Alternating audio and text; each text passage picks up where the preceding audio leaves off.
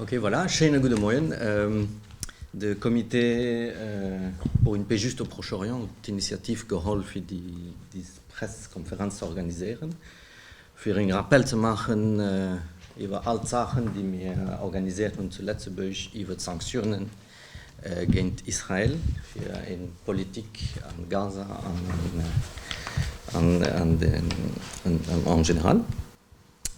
So wir eine ganze Reihe Invitierten hier, so den Herr Franz FAYOT für LSAP, den David WAGNER, der LENK, membre für die Chambre, den Michel LEGRAND als membre für das Comité pour une paix juste au Proche-Orient, Dalia KHADER hat eine Petition an die Chambre geschickt über Sanctions gegen Israël. Hany HESHMAT ist ein membre vom Comité pour une paix juste. And then we have highlight online. So we have Senator Higgins from Ireland, who was very active on the question about Israeli obligations. We have Mrs. Mahony. She is coordinator of the Stop Funding Genocide in Ireland. Welcome. We have Dr. Shahd Hammouri. She's a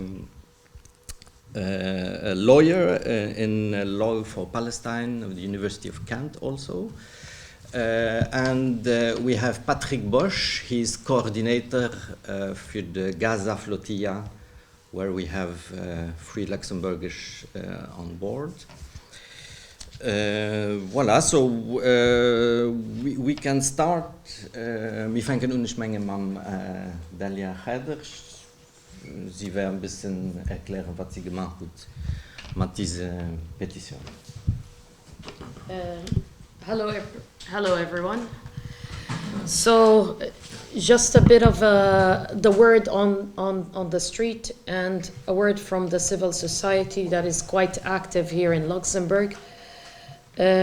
We have been pretty much protesting since the beginning of the genocide. We have done a lot of movements even before the genocide for the injustice that takes place in Palestine.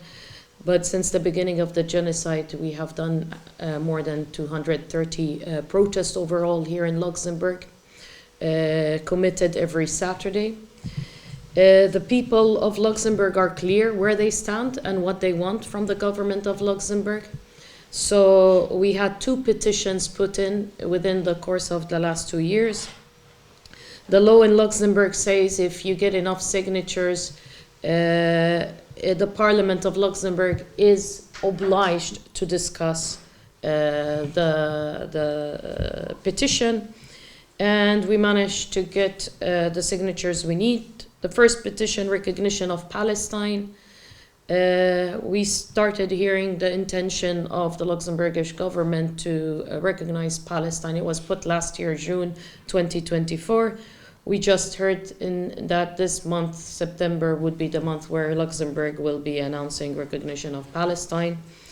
The second petition was in July 2025, so last July, and it was asking the Luxembourgish government to act and mainly focused on sanctioning Israel for the atrocities taking place and the genocide in Gaza. That petition, we have produced a research online where we covered every aspect that Luxembourg can do on a national level and on an EU level. Obviously, that research is needing update with the developments taking place every day. So it's correct and accurate for the time it was published. Now it just needs a bit of more additions to add to it. The petition result for that one was that the Parliament will conduct legal research on the topic before they can make any decision. And they gave themselves until December 2025, which is a few months from now, to do so. In the petition, we covered all aspects. So we covered sanctions on financial level, on weapon embargo and technology, on cultural sanctions, on individual sanctions. It covered the whole scope of where we believe Luxembourg can play a role. It included key elements that Luxembourg are putting themselves as a country in a questioning position, such as the funds, such as NSO, a technology company known for being the mother company for Pegasus, a spyware from Israel, and the trade center in Tel Aviv. So the positive result or semi-positive result of the sanction is we started seeing more actions on both sides, the street, the civil society, and on the opposition. Since then, we had several parliamentary questions from the opposition to the government, addressing some sections of the report, but plus the developments that are taking place in Luxembourg, including the most recent development, the CSSF, which is unfortunate that we're even here discussing it. I think that summarizes the street, the civil society, the actions that have been taking place in the last 2 years, and the 2 petitions. So I'll give the ground back to you, Hany. Yes, thank you, Dalia. Thank you. Merci. Maybe Senator Higgins, you could explain us what you have done in Ireland. Higgins. Thank you very much, and it's very interesting to hear what is happening in Luxembourg. In Ireland, there have been a huge range of activities and actions. I won't go into them now, but similarly, a very strong focus on ending the flow of money and arms, including dual-use goods, the technologies that are part of the machinery of war. So again, that flow of money and arms have been a huge focus with a range of actions attached. And I'm happy to talk about them later, but to focus specifically today, we're focusing on the question of the bonds. So these are the Israeli bonds, which first came to public attention in Ireland last autumn, when there were articles that reported that Ireland was facilitating, by approving the prospectus of Israel, facilitating the sale of these bonds, which were being advertised. The reports were being advertised on websites, which included language such as Israel is at war, and it's time to make a statement, invest in Israeli bonds, and a video indeed from the Israeli president emphasizing that the crucial role of the Israeli bonds during this time of conflict and war. So it was very, very clear and explicit that these bonds were being sold in order to facilitate military activity and the kind of military onslaught that we have seen on Gaza and on civilians in Gaza. So this was a matter of concern for the Finance Committee, and we had an initial hearing with the governor of the central bank, or the competent authority, who've played that key role. Again, it's not simply about investing in bonds, it's about approving the prospectus that's offered by Israel. So approving the prospectus, which then allows the bonds to be sold internationally within Europe and to investors across Europe. We were hearing very, very short and kind of dismissive press releases from the central bank initially. They spoke about how their hands were tied, that the EU prospectus regulation obliged them to sell these bonds if they met the standard of completeness, comprehensibility, and coherence. And this was kind of a one-liner that was used. But when the central bank governor came into the Finance Committee, we asked him in great detail, we challenged him with the actual content of the prospectus regulation, as well as, of course, really crucially, the context of international law. And within the prospectus regulation, it was very clear that actually these authorities have quite a lot of power and quite a lot of responsibility, including a responsibility in terms of risk to investors, to ensure that investors are not inappropriately investing. So when we spoke about this, he really did not have answers. Unfortunately, then the Parliament dissolved. We had an election, and it took another month or two to reform a new finance committee. So again, I'm a member of the new finance committee, and we had hearings in the spring. And in our hearings in the spring, we went into a greater and greater detail.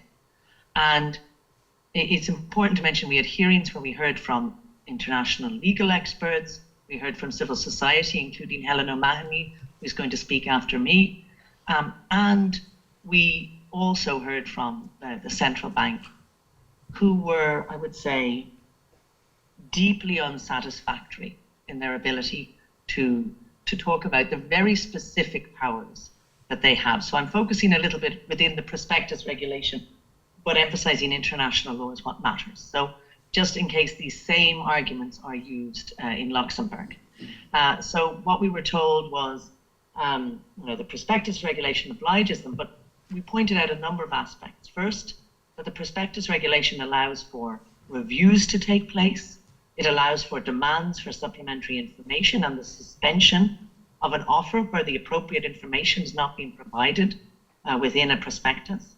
And it also, crucially, there is an obligation under paragraph 88 of the prospectus regulations to ensure that all of the actions are done in line with the European Convention on Human Rights, which in itself contains the obligation in terms of international law.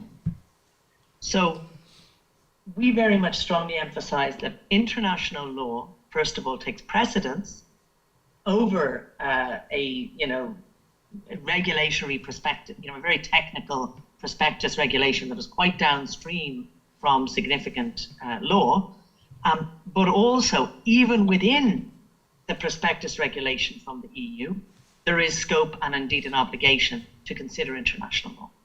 So this was some of the context when we were engaging with them, with the central bank. As I say, I'm an independent senator. We're working with a, I would say, centrist to center to right government, many others. But what was the concerns were right across the board. So the concerns were being expressed across really nearly all parties. And the committee, for example, this is just maybe an important detail, we focused on a few areas.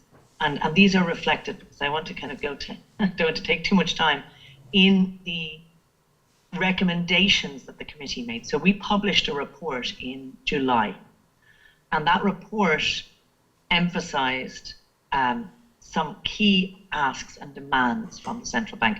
But just before we go to that, I would mention, very interestingly, the central bank was very dismissive of its obligations under international law. It was dismissive of the International Court and indeed of the International Court of Justice, and seemed to suggest that European law took precedence over that. But what we know is that European law is explicitly designed to ensure that states can also be compliant with international law. Very importantly, while much of the public outrage and much of the strong feeling from the committee related, of course, to the question of the genocide and the genocide that was taking place,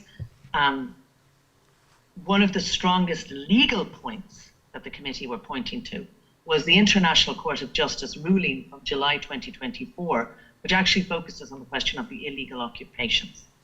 And a very crucial paragraph within that, that's 278, which directly calls on member states, and of course the organs of the state and their bodies, to not just abstain from entering into economic or trade dealings with Israel concerning the occupied Palestinian territories, but to also take steps, so that's active, to take steps to prevent trade or investment relations that assist in the maintenance of the illegal situation created by Israel in the occupied Palestinian territories.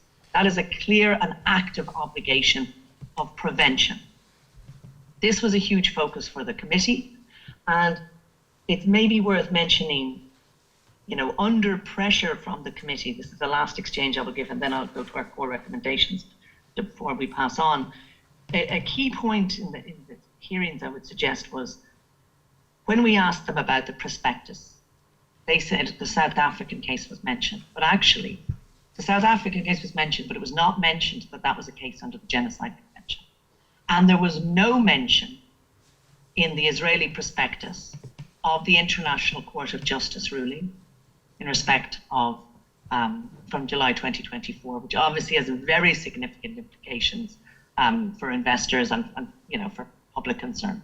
So that was crucially information missing from the prospectus, which we believed meant that the prospectus did not meet this standard of completeness, which we are told is all that the bank is looking for. And then lastly, we would say, I think under pressure, the governor said this kind of extraordinary line where he said, ultimately the only point, I don't agree with this, that the fundamental question that they were asking themselves was not any of the ethical issues, nothing about international law, but whether the state of Israel is able to repay the bonds. But that was all they were checking. And the crucial thing is, there's questions even about that in terms of whether they can repay the bonds legally, because not only is the money that has been invested being used in illegal ways and to support illegal actions, but also, crucially, the repayment to bondholders is a line in Israel's general budget, and it is a line which draws from the general exchequer of Israel, which draws funds from VAT and taxes in illegally occupied territories. So even the money used to repay bondholders is potentially coming from, or is coming, in fact, definitely from illegal sources. So this is I know this seems technical, but it was important because there was a suggestion that it would be nice to act, but these matters are technical. On very technical and legal grounds, the committee found that there were serious concerns. We asked that there would be an urgent review. These are our recommendations, and I'll finish shortly now. We had a number of recommendations, about 15. I'm not going to go into all of them, but just to highlight 2 or 3 very quickly. We asked that they would, pending a compliance review, that they would refuse to certify the renewal of any prospectus or applications for new basically approvals, that they would refuse to do so until there had been a review in relation to compliance, and that review should include a full consideration of compliance with international law.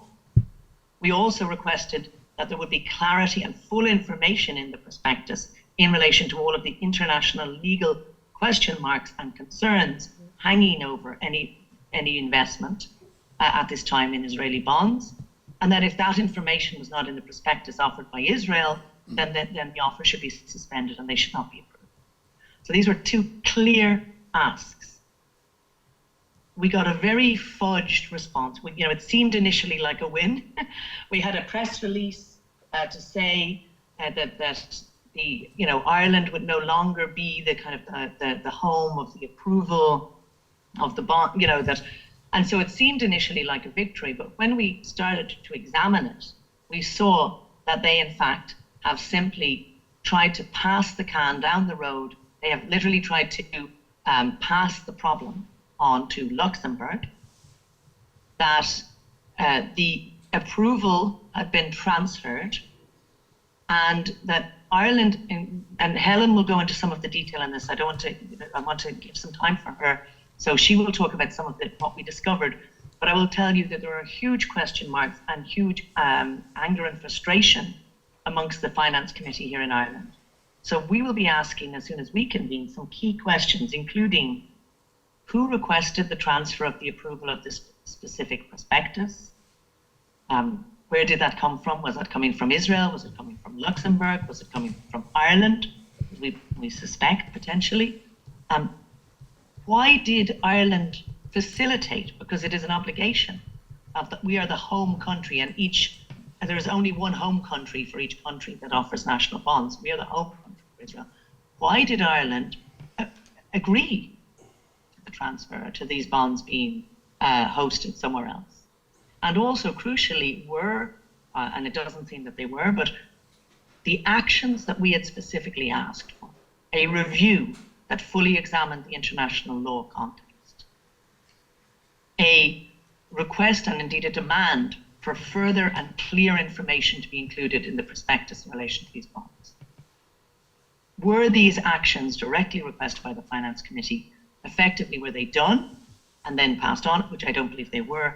Were they dodged simply by moving it to Luxembourg without any reflection? And again, the language we used was quite strong, because we talk about any steps that we should take, all possible measures. Indeed, Central Park should take, what was the language I should say, is all possible steps. The Central Bank should take all possible steps to suspend the offer of the prospectus under the obligations in the ICJ opinion of July 2024. Again, this is a very clear thing. It seems instead that the Central Bank has taken all possible steps to avoid accountability in this matter. So I'm going to pass on to Helen. Sorry for that, Deep, but I wanted to kind of give a sense so that we don't get the same excuses being offered in respect of Luxembourg. And again, I'm looking forward to working with all of you in relation to this. We will be meeting. Thank you. Thank you a lot, Senator Higgins. So, Mrs. Mahony, if you can. Hi. Yes, hi everybody, and thanks for the invitation to be involved in the press conference. And to start, I'd just like to say how heartening it is to see the response of civil society and the solidarity movement in Luxembourg and within your parliament by some members to the transfer of these bonds. It is so important that we stop the sale of these bonds that we know are funding genocide in Gaza. As Alice Mary said, we've been campaigning since we realised these bonds were being renewed last September for the Central Bank of Ireland to withdraw approval, and in the last few months very strongly to prevent renewal. It's clear that they fund genocide. It's clear from the prospectus and clear from the advertisement. And as Francesca Albanese said in her recent report, they play a critical role in funding the assault on Gaza. They're the main source of funding for the Israeli treasury. So there's a huge responsibility on us all to stop them being sold in Europe.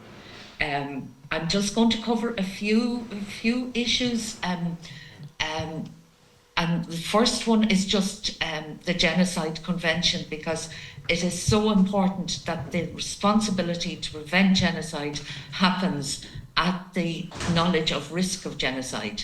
And throughout this time, the Central Bank of Ireland has insisted that genocide basically was not up to them to decide, which of course we know, but it is the responsibility of the Central Bank of Ireland as an organ of the Irish state to do all in its power to prevent genocide, and that definitely includes not funding genocide. An argument that was used in Ireland was that the Central Bank was independent, and I know that's been used in Luxembourg in relation to the CSSF. But that independence refers to monetary policy. It does not mean that an organ of the state can actually make the state complicit in genocide. And that's really, really important. And an obvious thing, but it's quite important to say. In terms of the EU prospectus, Alice Mary, I think, has covered the main issues in relation to that. I know that the prospectus in Luxembourg that has been submitted to Luxembourg mentions the ICJ case from South Africa, but I've seen a bizarre statement in it that Israel maintains that Israel continues to act in full compliance with applicable law. Well, I think that is the most bizarre and untruthful statement that probably has ever been written in any document ever. We know that Israel is carrying out genocide in Gaza. So the prospectus can well be challenged, but crucially, what's not in the prospectus that has been submitted in Luxembourg is the ICJ ruling of January. And that's the ruling that definitively rang the alarm bells that genocide was happening. So it can definitely be challenged on that grounds. But again, the overarching and the issue that I think wins hearts and minds in the public. It's the fact that just simply morally and legally, it is absolutely wrong to be in any way for a country or an institution in a country to enable Israel to fund genocide in Gaza. And it is truly shameful that the Central Bank of Ireland agreed to the transfer to Luxembourg. Ireland remains the home member state, and the Central Bank of Ireland has done everything in its power to conceal that fact throughout the discussion. Ireland is still responsible for enabling Israel to fund its genocide. It's simply offshored responsibility and asked the CSF to be the public face and the public enabler of genocide funding in Europe. So I think we have a huge amount of work to do in both Ireland and in Luxembourg, but it is truly amazing and heartening to see your response so quickly and so powerfully in Luxembourg, and we look forward to working with you. I just want to put one line to acknowledge that there's been huge public protest organised by Helen and many others very regularly, up to fortnightly at some points, outside the central bank over a whole entire year, and I think that really contributes to the pressure as well. Thank you. So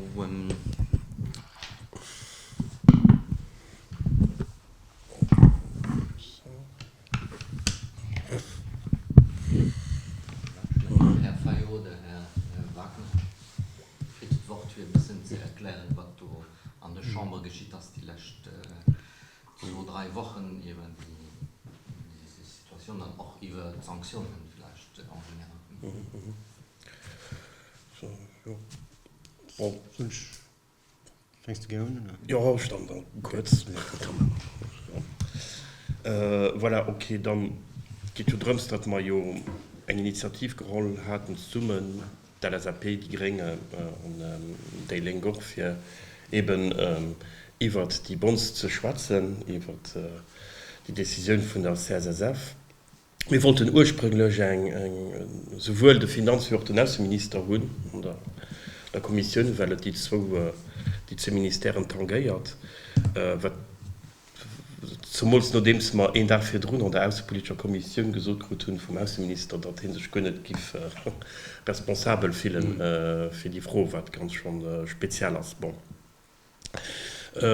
Ich meine, also das, was ich rausziehen kann aus der Kommission, Finanzkommission, mit Herrn Roth und natürlich auch mit Herrn Marx, dem Direktor von der CSSF, war aber schon interessant, weil wir gewohnt sind auch, dass den CSSF den Außenminister angeschrieben hat, einen Tag vor der Sitzung von der Kommission, für justement zu fragen, Indikationen können vom Außenminister eventuell zu kriegen, für dem November zurück auf die Decision können zu kommen. Die Diskussion war ein bisschen ähnlich in Irland, eigentlich am Anfang. Sie hat man lang gedauert, aber wo vielleicht mal sich bezogen, CSSF sich bezogen auf die Regulation. Und hat gesagt, wir konnten nicht anders das machen. Dennoch hatte man trotzdem eine Diskussion über den Droit international, über die Hierarchie der Normen. Und da sind wir aber trotzdem gewohnt, dass aber trotzdem CSSF, wenn ich mich nicht irre, hier Decision geholt hat, nachdem sie aber auch geguckt hat, den Charte de Prévention de Genocide, von, ob da ein Akkord da oder noch mit dem Statut de Rome. Aber hier hat echt Analyse für gewirkt, das soll uns nicht hindern, für eben die Bunte, die Obligationen zu emittieren.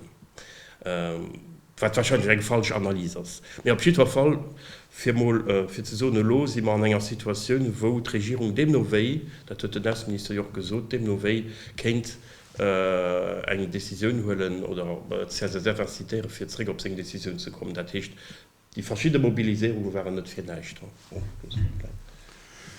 Yeah, merci. First of all, thank you for the invitation. And hello to all the people online, in particular to Alice Mary, who I've had the pleasure to speak with. I would say a few words in Luxembourgish first and then switch to English again. Merci für die Invitation.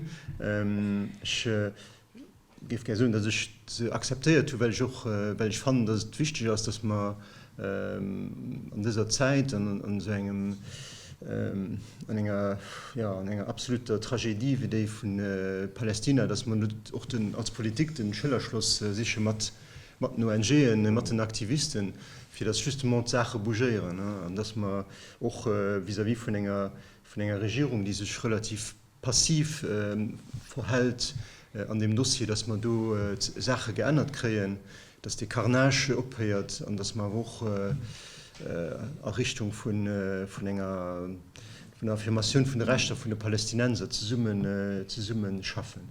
Und ich will so, dass ich mit aller Kritik für die Regierung begrüßen, dass sie effektiv die Reconnaissance machen nächste Woche zu New York, und auch, dass die Europäische Kommission sich bewegt in Richtung von Sanktionen, und Sanktionen durchlädt.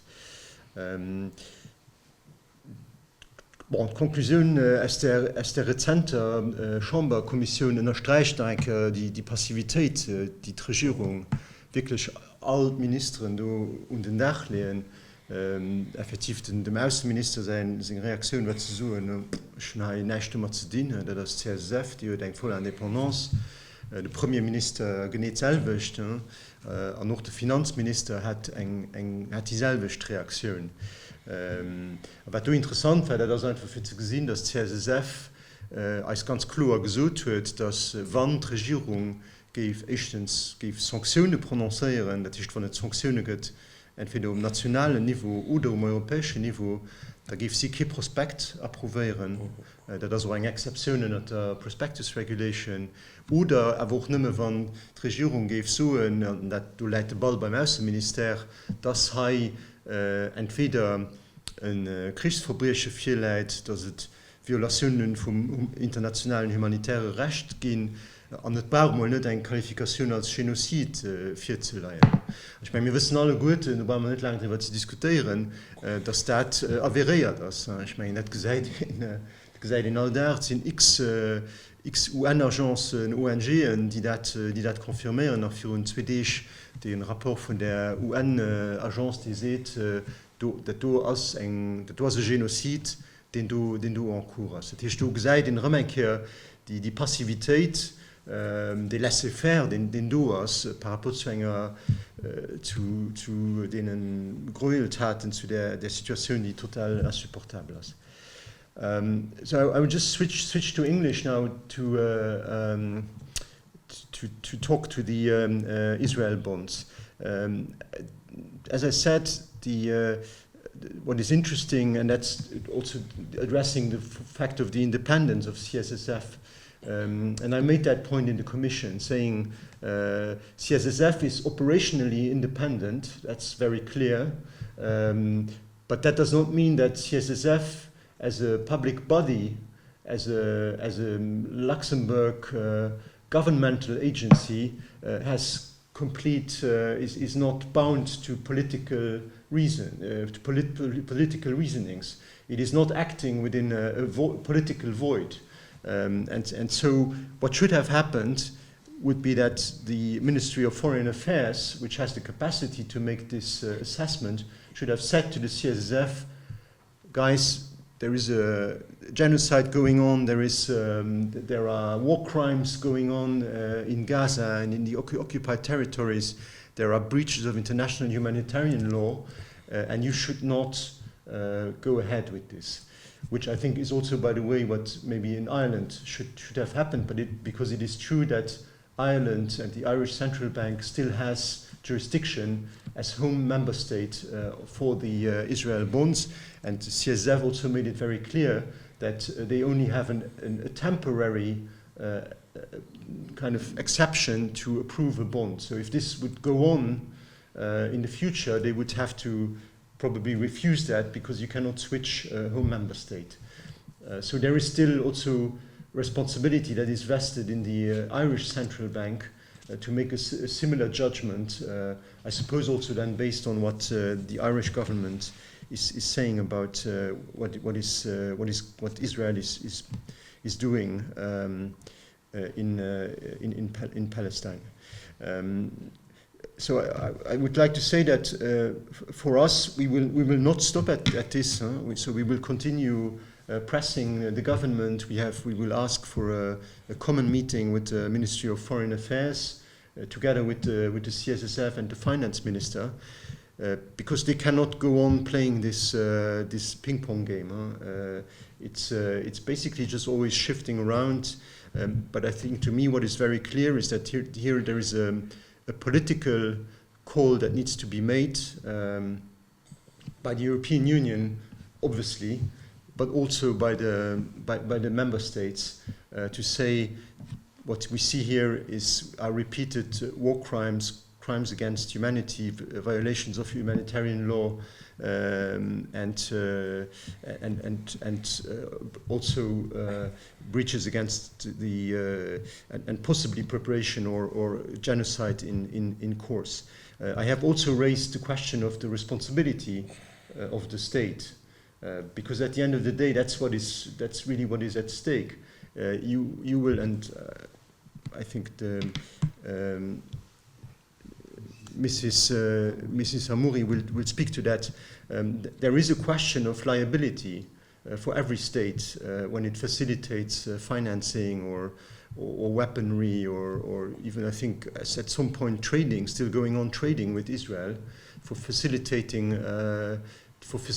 this illegal war and also illegal occupation.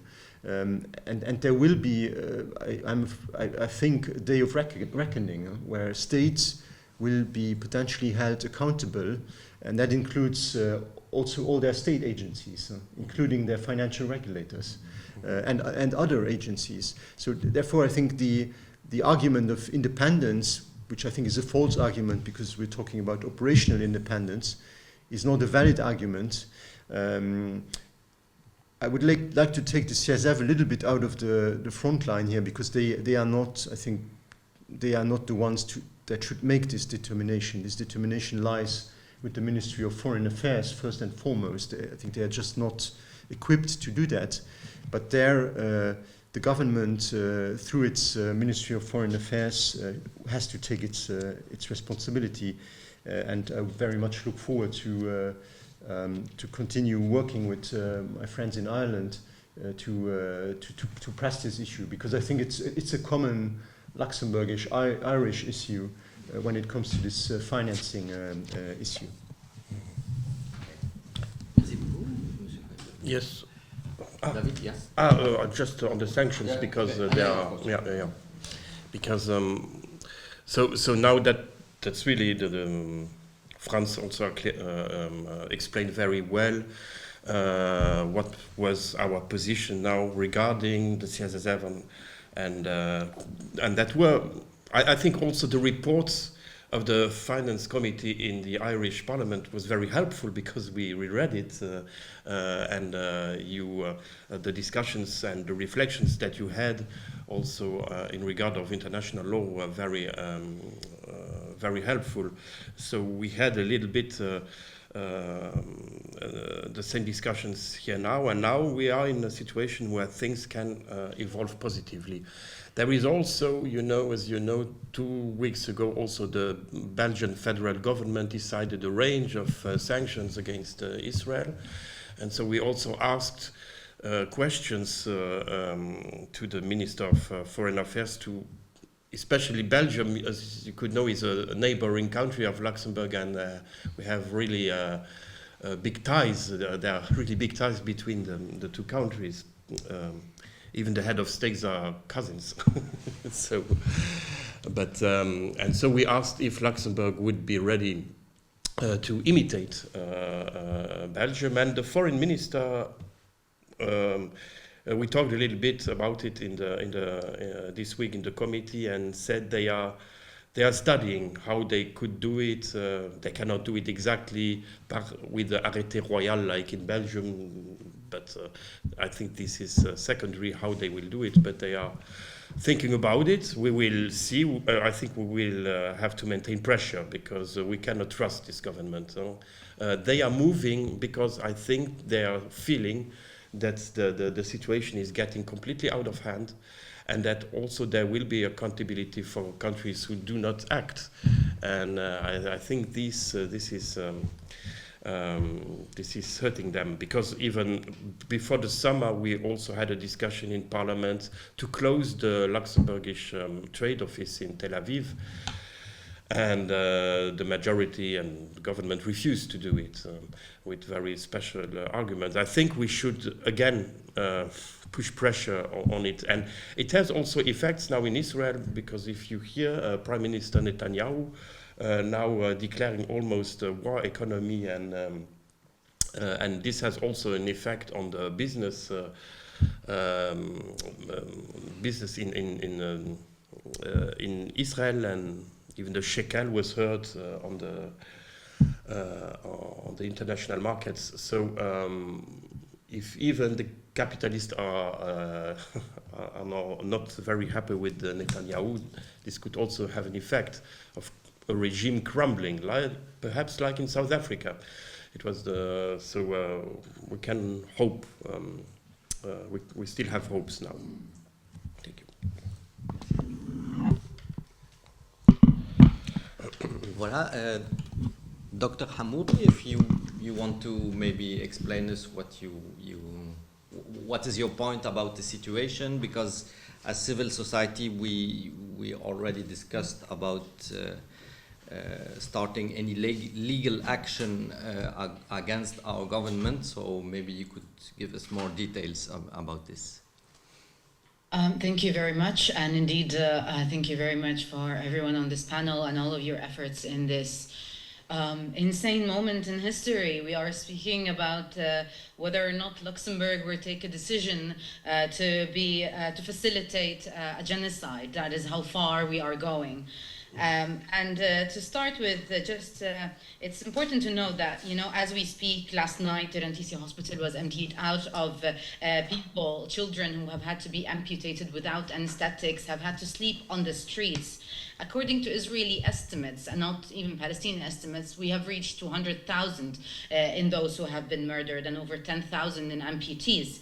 So the clarity is, reckoning is coming, and this is indeed a genocide by all reasonable accounts. The Commission of Inquiry last week reasserted that. The highest authorities on the topic, on subject matter, reasserted that. The fact to say that we are waiting for a court to decide that is nothing but delay, and not only that, but a form of complicity. It is indeed a way to ensure that this regime and system of complicity and mass crime retains itself, and it's indeed an absurd statement. No one needs to wait for a court to say that this is a genocide, specifically when we have, this is the design of the duty to prevent genocide, and by Luxembourg overlooking its international legal obligations exemplified in all the duty to prevent genocide, but also the duty to cooperate to end the illegal Israeli presence in Palestine, as per the ICJ case in July, not to recognize any illegal effects out of that.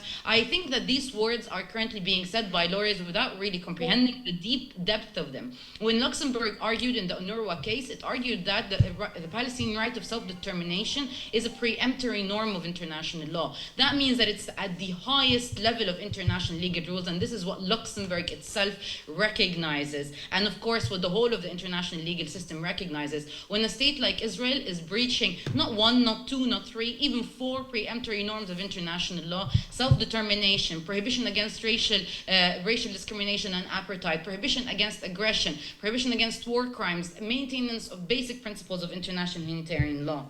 So indeed, as colleagues on this panel have noted, reckoning is indeed coming, and this is going down in history as the worst genocide that we have seen, and primarily because it's live streamed, and primarily because politicians as well as lawyers had the audacity to come and say and question these basic tenets. So So multiple points I'm picking up, and I will start with the fact that this decision really, whether or not to take things forward, is a question of what are the values that this country stands for. And at the moment, we are seeing the whole of the international legal system's legitimacy being questioned by the lack of third state adherence to their obligations. And this will be the subject matter of Francesca Albanese's, the UN Special Rapporteur on the Occupied Palestinian Territories' next report. But it's not just Francesca Albanese who will be looking at this. A whole new generation of international lawyers will be looking at this, including in Luxembourg, where there have been multiple meetings by leading international lawyers speaking of the crisis in international law and what are we going to do about this.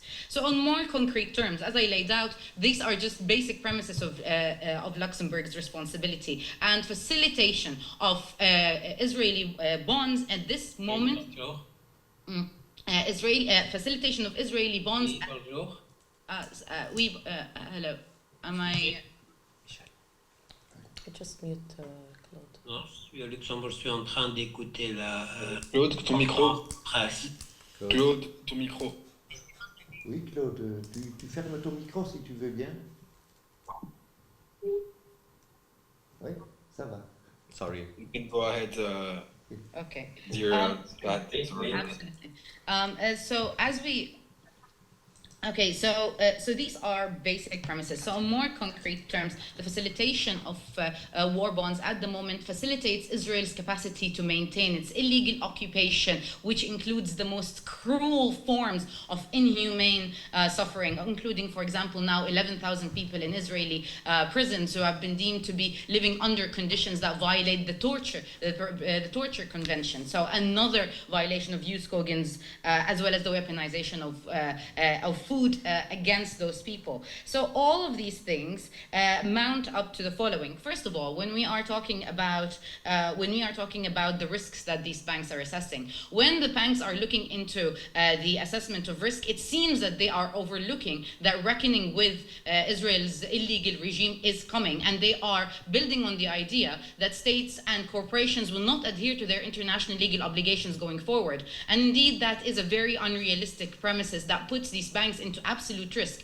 Israel having the capacity to redeem those bonds is a very, very unrealistic prospect, unless, of course, we all agree that no one will adhere to international legal obligations and the whole world will just stand silent and do nothing. And this is not how things look like. As we could see, there are many examples of states taking their obligations forward across the world, and indeed starting, sadly, with states of the global south rather than states of the global north, with the Bogota group going forward. CARICOM are also now considering going forward, and we are seeing massive movements now this week in the UN General Assembly. So it will be coming that the Israeli economy will become way much weaker going forward, because as we can see, it is being pushed down internally into itself. It will premise itself on these bonds in order to continue these illegalities. Furthermore, by overlooking the fact that basic history tells us that this regime will only get more violent with time to sustain itself. So what we are doing is lending a hand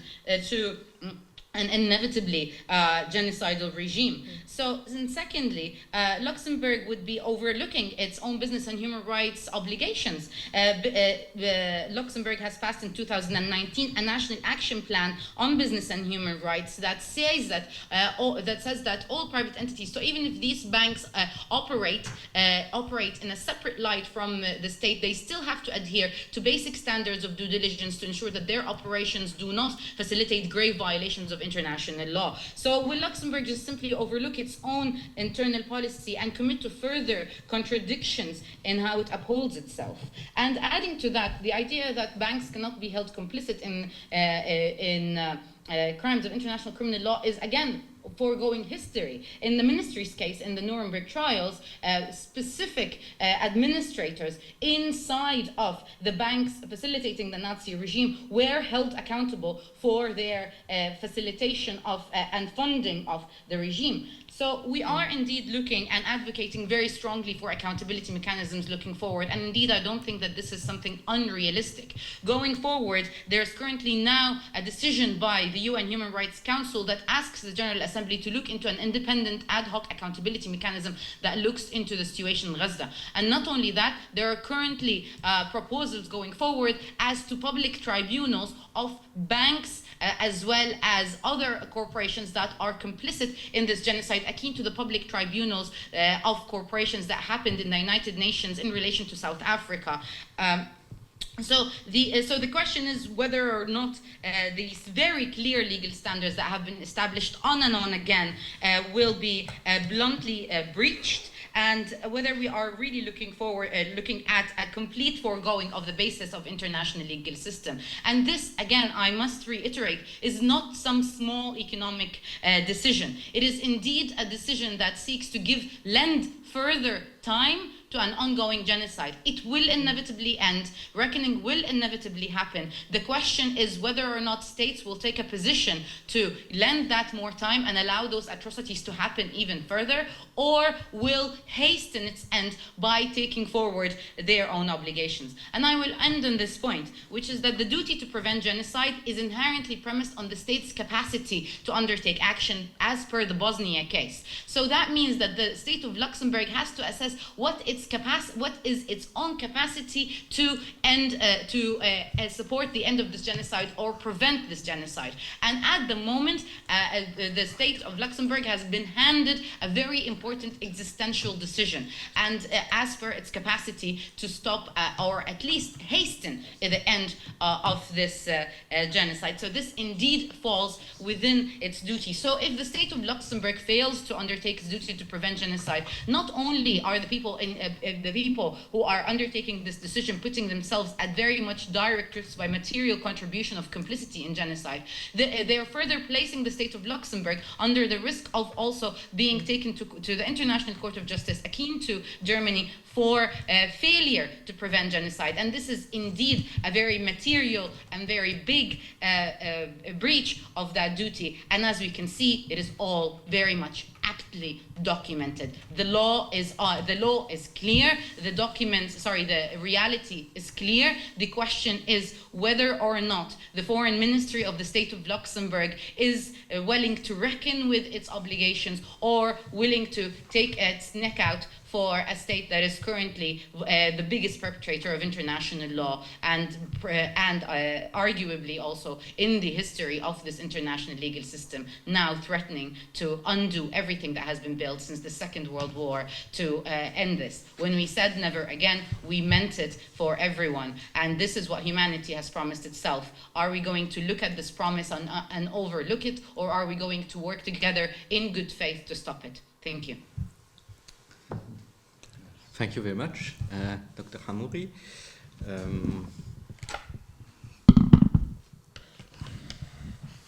Voilà, très rapidement, je vais poursuivre sur la question des sanctions, puisque avec le Comité pour une paix juste et le collectif pour la Palestine, on a pris plusieurs initiatives sur des cas très concrets qui concernent Luxembourg. Donc il y a le cas de NSO que Dalia a mentionné, donc tristement célèbre pour Pegasus. Nous avons écrit des lettres aux ministres concernés parce que cette entreprise israélienne a des sociétés liées qui sont installées à Luxembourg. On peut citer Q Cyber Technologies par exemple ou OSY Technologies. Et donc, ils ont une vingtaine d'entreprises qui sont installées à Luxembourg et il a été établi qu'ils ont vendu leur logiciel via le Luxembourg. Donc, les transactions sont effectuées via notre pays, la place financière. Donc, on n'a jamais eu de réponse de la part de monsieur le ministre Buttel, malgré également des questions parlementaires sur cette question. Et nous avons aussi insisté là-dessus parce que cette entreprise est liée à toute l'industrie technologique en Israël.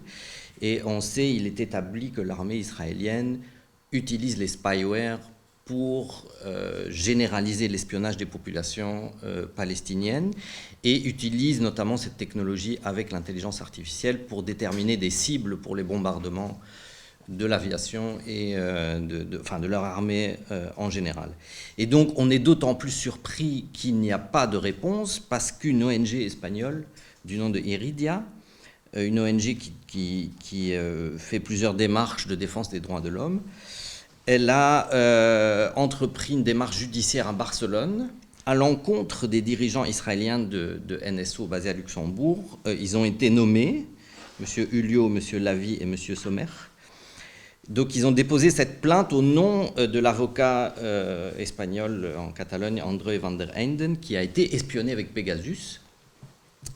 Et un juge espagnol a ordonné une décision d'enquête européenne adressée à Luxembourg sur cette question pour enquêter là-dessus. Et donc c'est quand même extrêmement intéressant parce qu'il y a une juge d'instruction qui a été nommée, Madame Denise Parisi. Elle mène l'enquête pour l'instant. On n'a pas de nouvelles, mais on est d'autant plus surpris que le gouvernement ne réagisse pas, vu la situation dramatique, évidemment, en Palestine, mais en plus avec cette démarche judiciaire. Donc, je pense qu'on va faire continuer à mettre la pression aussi là-dessus. Alors, très rapidement, nous avons aussi mené une action sur le fonds de compensation, puisque ce fonds de compensation, donc, qui gère l'argent, la réserve des pensions à Luxembourg, a une liste d'exclusion où, à un certain moment, il y avait toute une série d'entreprises israéliennes qui étaient sur cette liste d'exclusion. Ce sont des entreprises dans lesquelles on ne peut pas investir pour des raisons de droits de l'homme ou autres.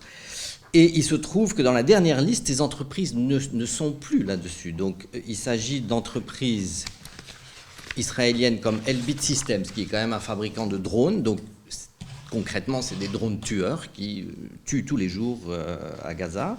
Et également des banques, la banque Leumi par exemple, First International Bank of Israel, qui sont des banques qui investissent directement dans la colonisation en Cisjordanie. Et donc nous avons écrit aussi une lettre aux deux ministres concernés, Madame Martine Depré et Monsieur Buttel, encore une fois. Nous avons également envoyé une copie au président Monsieur Alain Reuter. Nous n'avons eu aucune réponse de nouveau, donc je pense qu'on va encore insister parce que c'est quand même un scandale absolu que l'argent de nos pensions sont investis dans ces sociétés et elles sont exclues ailleurs, quoi. Donc on ne comprend pas pourquoi à Luxembourg on est ignoré à ce point-là. Je vais passer la parole à Michel Legrand. Donc je voudrais continuer en disant que effectivement, je suis participant aux actions dont Hany vient de parler, enfin le comité est participant avec d'autres organisations et d'autres groupes d'ailleurs. Ce que nous avons surtout poussé ces dernières semaines, c'est montrer au gouvernement du Luxembourg qu'il y a des possibilités d'action. Contrairement à ce que M. Bettel nous a affirmé il y a quelques semaines ou il y a 2 ou 3 mois, il y a plein de possibilités d'action et que c'est donc une volonté politique qui manque. Qu'il y a de nombreux leviers d'action, de moyens, de mesures, de sanctions à l'encontre de ces politiques israéliennes qui sont en contradiction totale avec le droit international, y compris donc cette acceptation par la CSSF du nouveau prospectus qui permet à Israël d'émettre ses obligations d'État à partir du Luxembourg. Et qu'il ne s'agit pas d'options possibles, mais d'obligations imprescriptibles. Hier soir, nous avons à nouveau envoyé au gouvernement du Luxembourg une lettre ouverte, signée par 9 organisations de la société civile irlandaise. Et merci à nos amis d'Irlande, plus 9 organisations de la société civile luxembourgeoise. Et cette lettre se termine par l'appel suivant. À la lumière des conclusions du rapport de la Commission d'enquête internationale indépendante de l'ONU sur le territoire palestinien occupé, publié le 16 septembre, nous demandons au gouvernement luxembourgeois de prendre clairement position sur les violations du droit international et le génocide commis à Gaza par le gouvernement israélien, afin qu'il puisse instruire la CSSF de revenir sur sa validation du prospectus en question. Les institutions de la place financière luxembourgeoise doivent cesser de faciliter le financement d'un génocide et de crimes de guerre commis par Israël. Il faut savoir que le conseil de gouvernement de ce vendredi va traiter de cette question. Notre action passe aussi par des piquets répétés de protestation devant les sièges des organisations dont on vient de parler, des entreprises ou des institutions concernées, ainsi devant le siège de NSO, de Elbit System, du FDC, de la CSSF, devant le Parlement, etc. Et nous préparons, avec plusieurs ONG humanitaires importantes du Grand-Duché de Luxembourg, Amnesty International, Handicap International, Médecins sans frontières, avec plus de 30 autres ONG et groupes, tous rassemblés dans une coalition pour la Palestine, et cette fois, avec le soutien des grands syndicats du pays, dont l'OGBL et la LCGB, une mass demonstration à caractère principalement humanitaire le dimanche 28 septembre prochain. Elle sera introduite par une conférence de presse spéciale en date de mardi prochain, 23 septembre. Nous suivons enfin, de manière très précise, avec d'autres, les possibilités d'intenter une action en justice à l'encontre d'organisations, d'institutions, de personnes susceptibles d'être considérées comme complices du génocide en cours. Nous sommes en contact direct avec des juristes internationaux et nationaux à ce sujet, entre autres concernant le cas de la CSSF et du gouvernement du Luxembourg, comme vous avez déjà pu le déduire de cette conférence de presse et des messages envoyés à son sujet. Merci pour votre attention. Maintenant, j'ajouterai peut-être, à la place de Patrick Bosch, qui a dû nous quitter, donc nous sommes impliqués aussi, le Luxembourg, dans la flottille pour Gaza, la Global Sumut Flotilla, dont un premier participant de la délégation luxembourgeoise, Abdesamat Taki, a enfin pris la mer aujourd'hui. Deux autres participants sont censés prendre la mer d'ici samedi ou dimanche prochainement. Et que le gouvernement du Luxembourg est au courant de cette action, que les responsables ont été reçus et entendus pour que les risques qu'ils courent soient soutenus, soient couverts ou soient dénoncés par le gouvernement du Luxembourg. Nous remercions très sincèrement Patrick Bosch et toute l'équipe qui est avec lui et bien sûr nous encourageons Abdesamat Taki de tenir bon avec les autres représentants du Luxembourg. Voilà, merci à vous. Merci Michel. Voilà, donc à l'attention des journalistes, ich weiß nicht, ob noch froh sind, mit den Leuten, die online sind, oder Herr Wilchen, vielleicht tut ihr frohen für die Leute, die online sind, oder den Herr Fayot oder Wagner.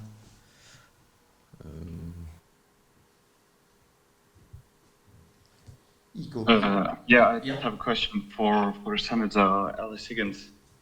Especially concerning the report the finance committee has drafted. Is there an online version of that report? Yes. Do you have it at hand somewhere and could maybe just put it, if that is possible, on Zoom, put it in the chat? Yeah, I will try to do that now. Yes. Thank but you. It is available online, and certainly I'll try and put it in the chat, and if not, I'll make it available to the organisers of the press conference immediately afterwards. Perfect. It's a public document, and there'll be public statements to accompany it from the Finance Committee also. Si d'autres participants veulent poser l'une ou l'autre question, ils peuvent lever la main pour qu'on puisse leur donner la parole. Je pense aux autres journalistes, à Claude Grégoire, à Gilles Manchester qui est là.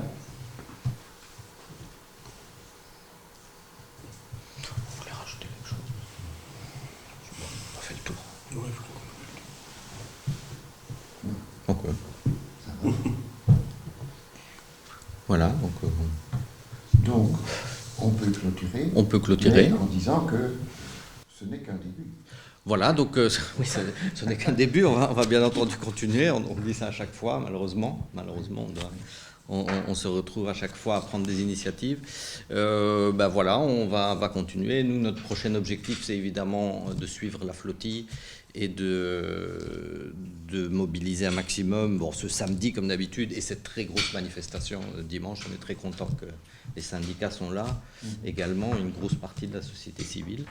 Et donc, voilà, À bientôt. So thank you very much, Senator Higgins, Dr. Hammouri, Helen, Mahony, for being there. So we will keep in contact, and of course we will write to see how it goes on here, and we will exchange about that later. Maybe Thank you. A small remark, just a quick one. We are going to have a protest today in front of the Ministry of Foreign Affairs that started already and will continue until 6 p.m. For CSSF's purposes, asking them to act correctly, so, and not fund genocide. So just a small final announcement. Yeah. Thank you. Thank you. Bye-bye. Thank you. Good night. Bye-bye. Bye.